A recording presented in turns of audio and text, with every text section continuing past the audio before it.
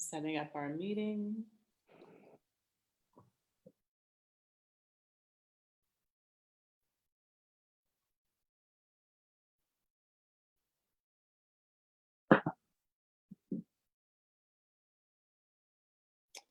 Okay. We are all set and we're rolling. So welcome everyone to the first episode of the Global Communications Podcast. My name is Sandra Coyle. I'm the founder of Coyle Communications. The podcast is being launched and will explore the power of communications to transform across countries, cultures, and industries. Today, I'm very happy to have with me William Bates, who is professor of architecture at the Carnegie Mellon University in Pennsylvania within the United States. Bill was most recently the president of the American Institute of Architects, which is the professional member body for architects in North America, and I think across the globe as well. In this role, throughout 2019, he had the opportunity to travel and share and exchange insights with other architects. Bill, thank you so much for joining me today. It's good to have you. Well, thanks for having me. I'm honored to be here. Thank you. And I like your map. It's very nice, very appropriate for the podcast. Thanks. So let's start with your story. Why architecture? How did you get into architecture when you were in high school or college? Can you tell us your journey to where you are today? Well, I grew up in a household that neither of my parents had gone beyond the 8th grade. So there wasn't much exposure to careers, and I had no ambitions to go on to college early on. But I had always loved drawing. I loved assembling things. I loved model cars and airplanes, and I had this desire to take things apart and see how they work, and put them back together. So that led one thing to another, and I eventually started to look into issues around engineering because I also love science.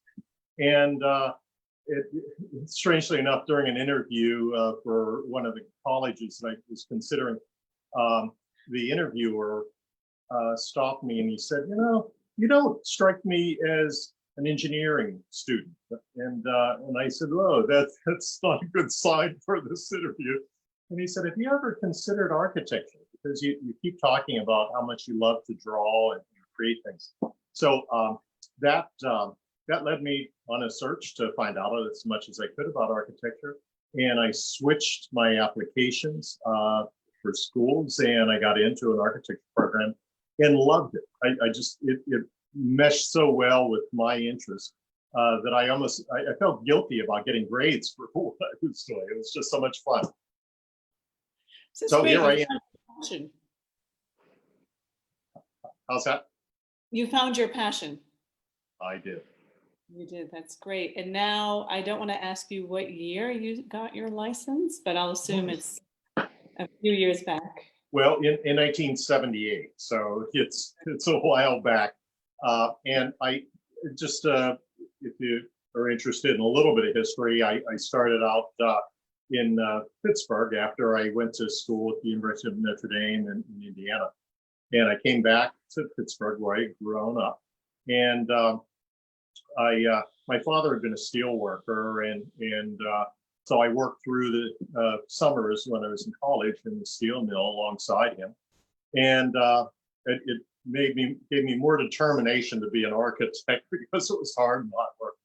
But afterwards, I started working toward my license, which is a long process, another 3 years as an intern. And then I was able to sit for the exam, which I did. And that exam was a 4-day exam, which was grueling.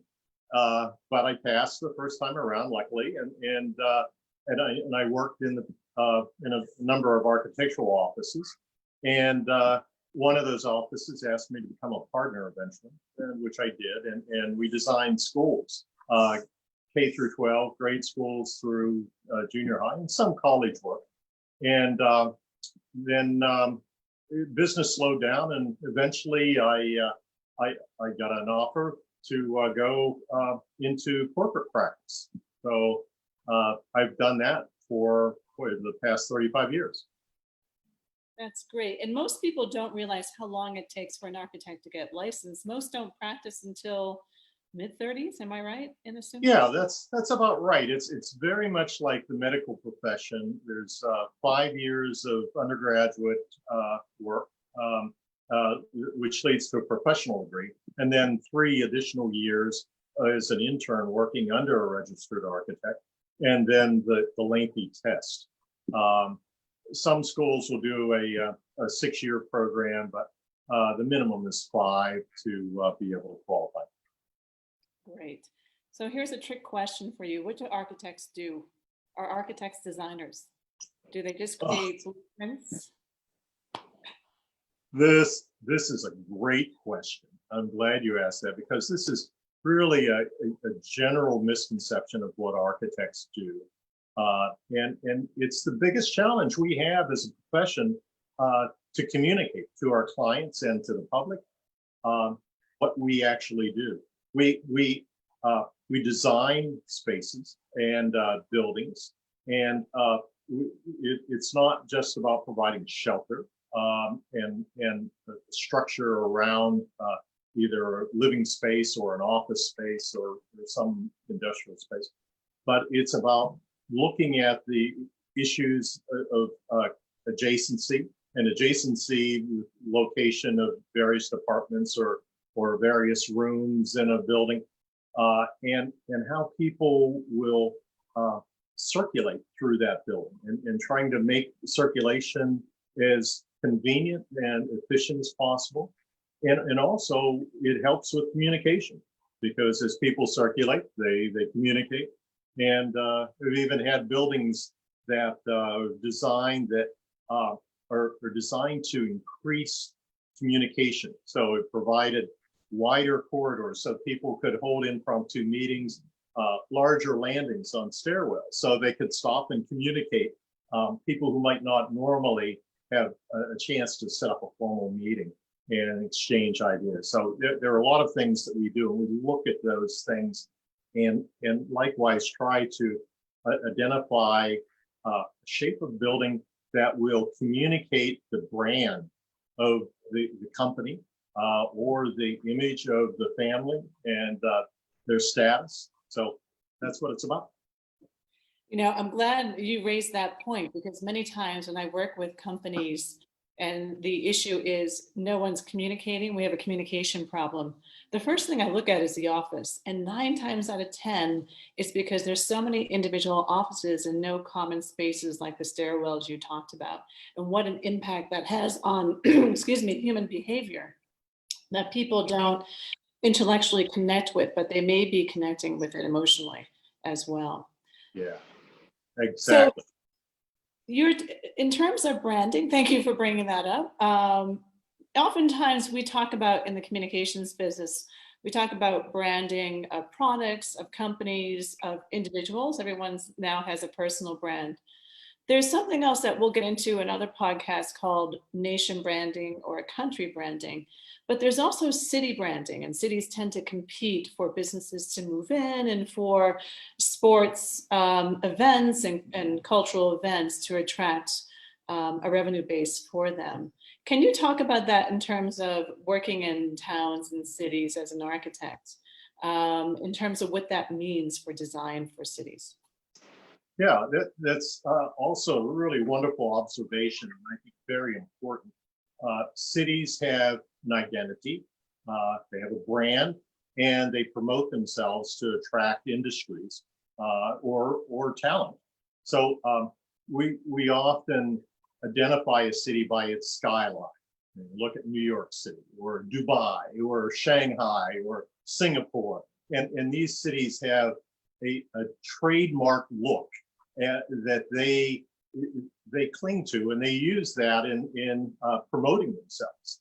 And it's really an important thing. If you see the Eiffel Tower, you know what city that is. You know that it's Paris. And so it's something that architecture does for a city, and that's just the icing on the cake.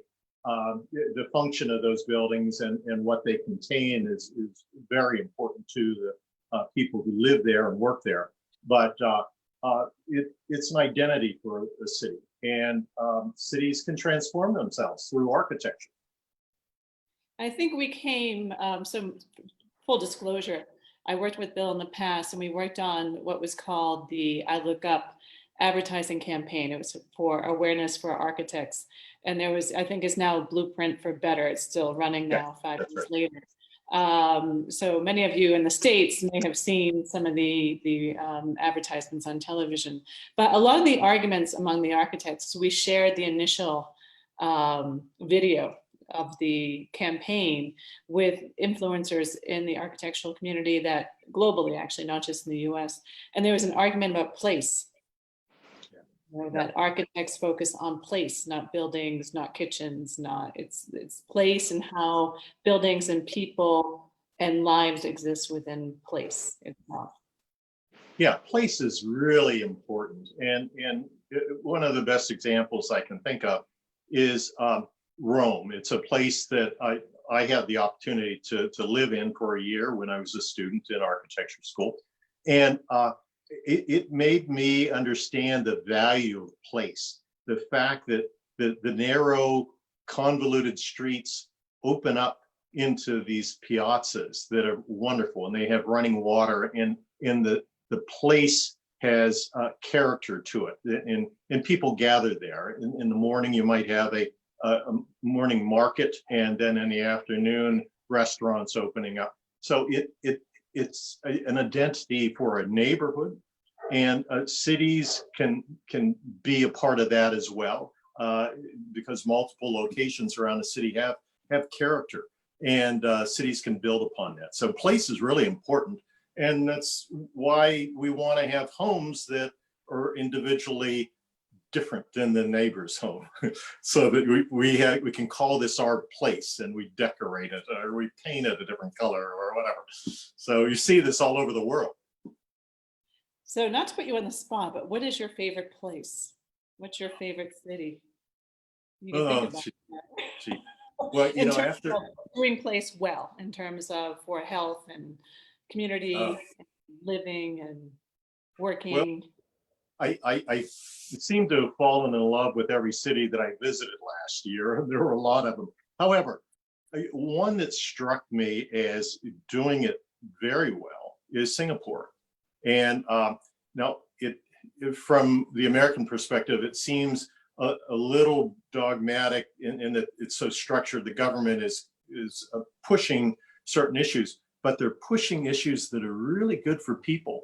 And when I talk about those issues, I think of the buildings that might be 30, 40 stories high, but they're covered with green plants all the way up, and they have plazas and swimming pools and things at different levels as it goes up. And these would be residential buildings or hotels, office buildings. And it's mandated that buildings have green on them, that they have to replace that the vegetation that they displace on the ground. They have to replace that on the building at various levels or on the sides of buildings. So it's very creative, and it's a wonderful opportunity for architects to create a brand in a place, and the identity of it is just striking. It's a wonderful place to visit.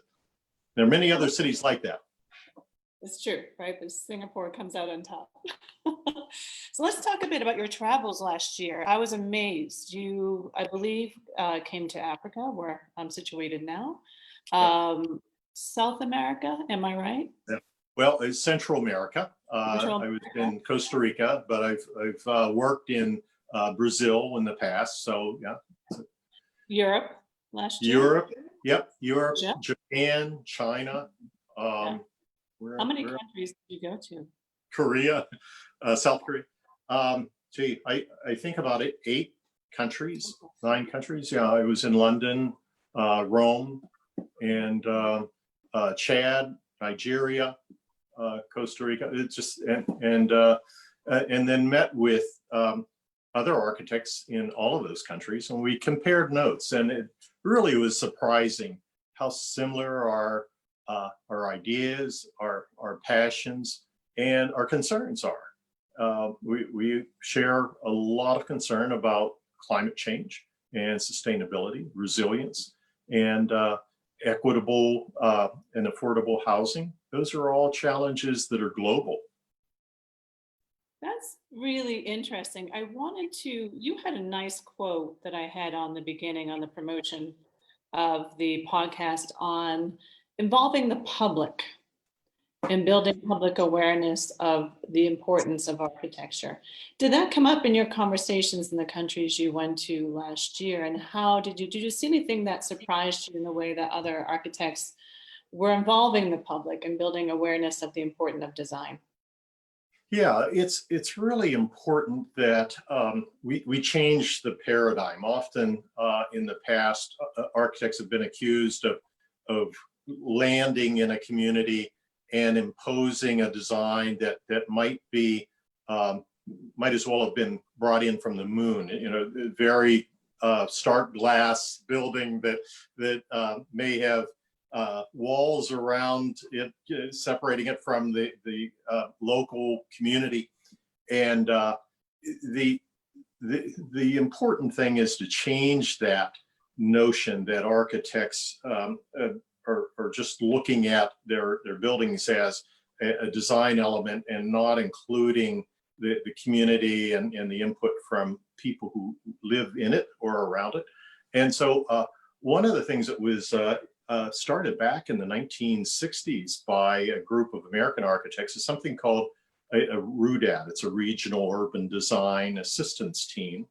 And the idea of it is that architects would put a SWAT team together to go into a community to solve a problem that they might have. And that SWAT team might consist of architects or landscape architects or economists or developers and sociologists. And they would look at the issues that plague that community and listen to the citizens. So there'd be public forums in which citizens would all get a chance to step up to the mic and make their statement about what they dream of, what their hopes are, what they dislike. Those would all be taken down in notes, and the team would then convene separately after those hearings and design something based upon what they hear, and then come back and present that to the community. And then that would give them a blueprint, if you will, of what direction they might go into solving those issues that they have, whether it's a conversion of an old building. And we did something similar to that here in Pittsburgh when I was president of the AIA here. It was at the time the steel industry collapsed. And so we had all of these vacant steel sites that were dark, and people were out of work, and they didn't know what to do with them. And we formed a RUDAT team, which was the largest in the world at that point, and we had international members come and join it. And we looked at this river valley that was lined with steel mills and made recommendations on how they could convert those sites to sites that would be valuable to the community, recreational sites and parks and shopping centers and office complexes. It changed our city. And we also were fortunate enough to be able to invite a figurehead to highlight the results of that study. And that was Prince Charles, who came to Pittsburgh and gave a speech about salvaging recovering the lives of Rust Belt cities. That was a mission called Remaking Cities Conference many years ago, 1988. He really was on the forefront of design and architecture. I know he made a lot of enemies in the beginning when he came out so strongly as a young man, talking about urban centers. And this actually brings me to a conversation I had last week with a former colleague in London, talking about the Prime Minister's New Deal in the UK to rebuild the economy after the COVID-19 crisis, which is still ongoing. It seems pretty comprehensive overall. Do you have any insights into that in terms of building and design and these major influx of new projects. I don't think any country has seen anything like that since the Marshall Plan or the New Deal that President Roosevelt came up with. What are your thoughts around that? I think there'll have to be some dialoguing with builders, with engineers, with architects, but what do you see happening in the UK, if you feel you can comment on that? Yeah, I'm not as familiar with their undertaking, but I know that it is it's an opportunity to recast the value that architecture brings to the community. Many of the architects who attended that Remaking Cities conference, an interesting tie, were from the UK, and so they've gone back and they've applied the same principle of what they call community design, which is a very democratic process. And so I think that'll be a critical element to how they communicate the ideas of the citizenry and translate it into the architecture. And it's a wonderful opportunity. I think we're going to see a lot of changes in architecture as time goes forward, spawned by the COVID pandemic. I think that it's going to change the shape of office buildings and the footprint of them and the way we use public spaces. So it'll be interesting to see. I know a lot of people are studying that right now. It's interesting because when I lived in the United States, the one thing I noticed over time, over 20 years, with the increase in the traffic, or the jams as we call it here in East Africa, was just unbelievable, particularly in Washington. It was just, people would spend hours every day just stuck in traffic. Now, part of me wonders, with hearing from Twitter that they're not asking their employees to come back, they can work remotely. Do you think that will help in terms of cities and livability within cities itself?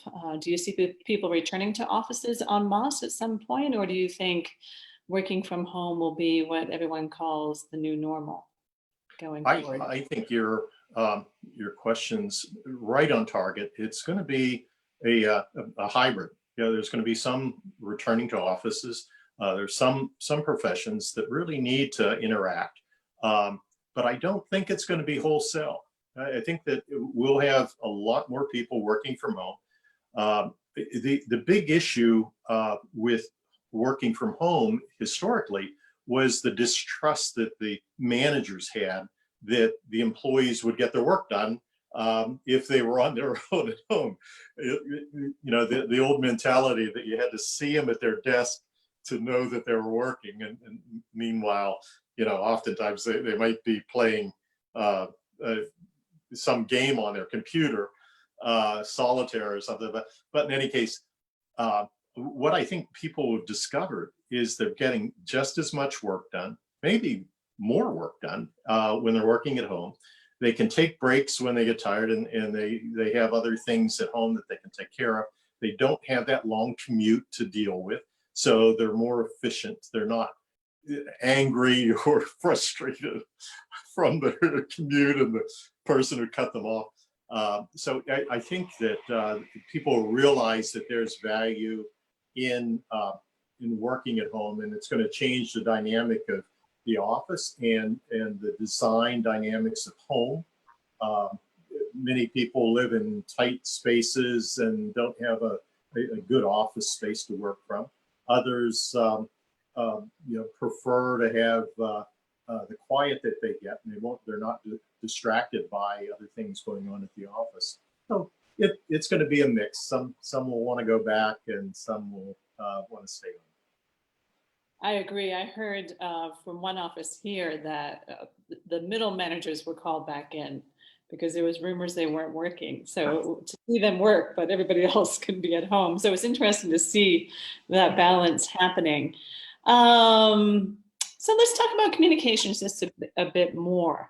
We had worked on the campaign to increase understanding of architecture. Do you think firms around the world should be engaging more in public relations and advertising and putting out the good news about their good work? The reason I bring this up is Grand Designs, the UK TV show, which has been running for 20 years, is running here across Africa on BBC. just had a cover story in the New York Times the other day. It's new to Americans and others. And there's the documentary or the series Home, which is on Apple TV. What you'll see in those episodes is all projects go well over the time planned, and they go well over budget almost every single time. So I think there's this perception that, oh goodness, architects will cost you money and they'll take years off your life. So what are your thoughts in terms of communications and architecture? Should that be part of a firm's business, just ongoing? Yeah, I think it's really important. Is we started out talking about the fact that most people don't understand what architects do, and they think we're expensive, and that we're not about really providing just the functional aspects of shelter, but they think it's just frills. And I think sometimes those TV shows do more harm than good for our profession in showing that things get out of control.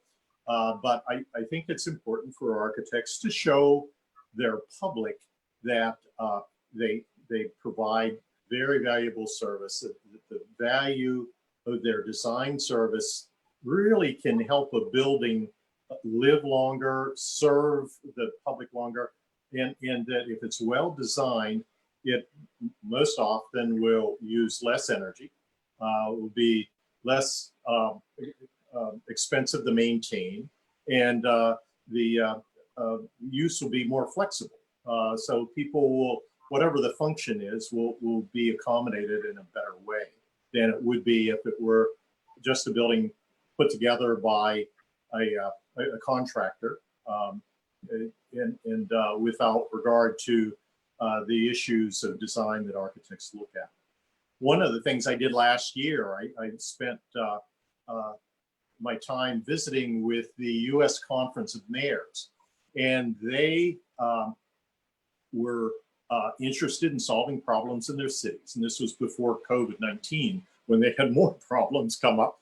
But we looked at the issues that they faced with hurricanes and flooding and fires, and also urban issues with infrastructure and affordable housing, homelessness.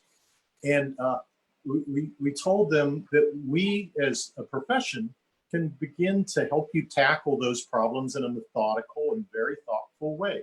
So we spent time talking to all of the mayors from across the country, and it was very fruitful. By the end of those meetings, they said, gee, I'm going to go back to my city and begin to bring architects into the decision-making process so that we can have better community planning and decision-making and policies. So I'm encouraged by that, and I hope that they'll continue that. So yeah, that's communication.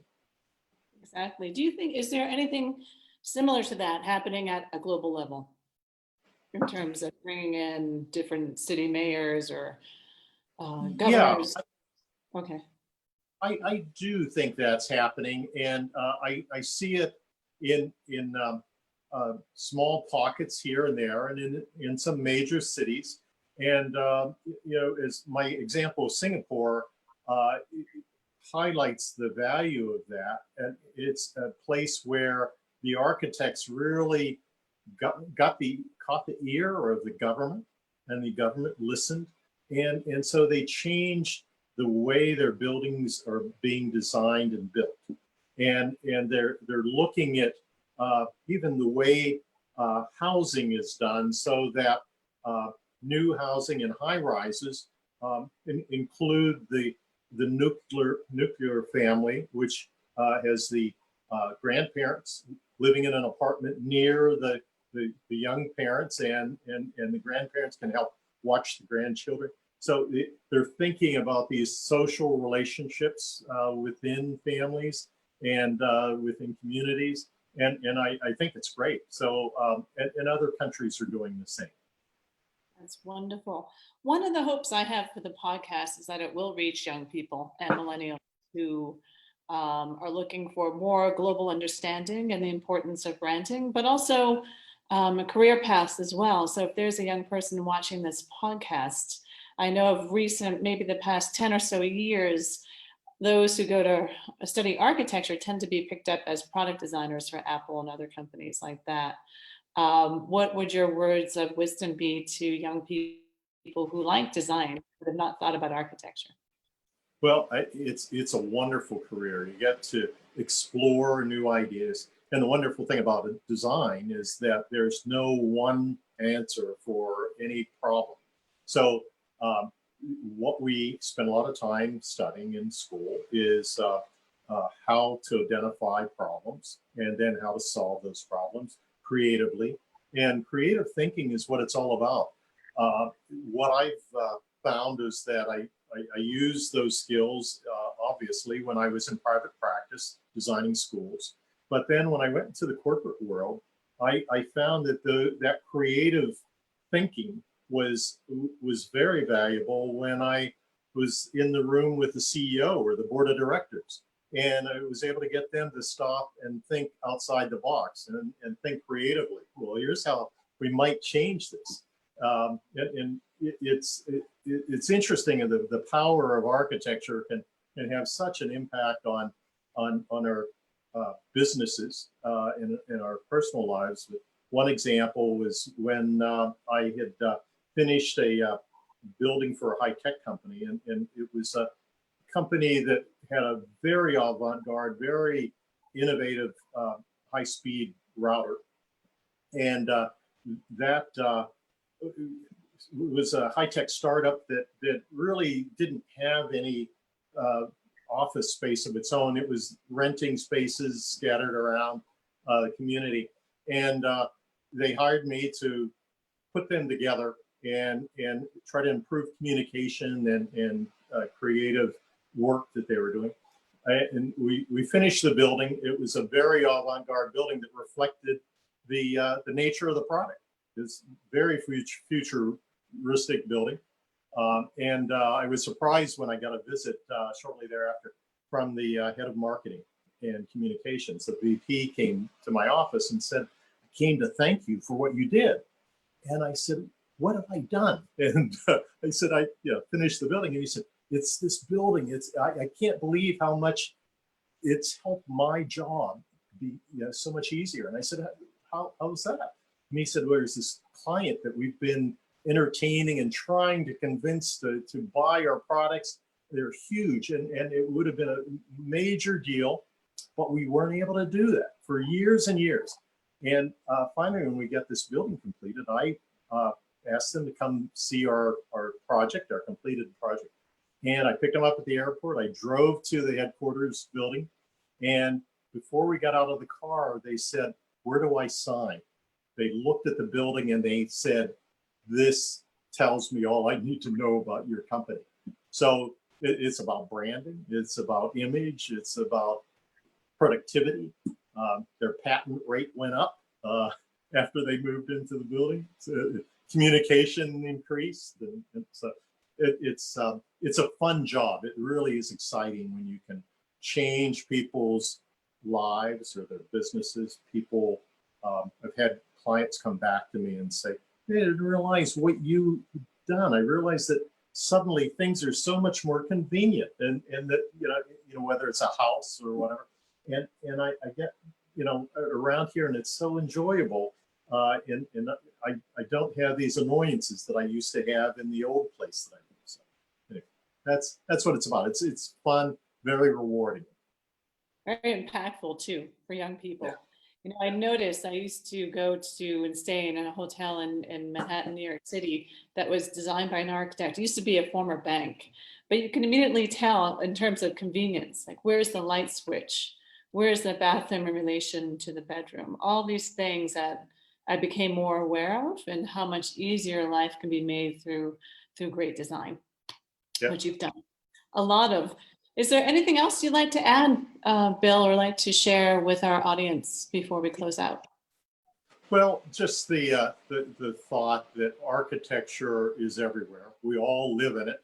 We all work in it, and that it's not by happen chance that it's there or it's in the shape that it's in. And I hope that people will begin to look at it and appreciate the thought that went into it, and how it's talking to them, or the stories that it tells about them and their communities.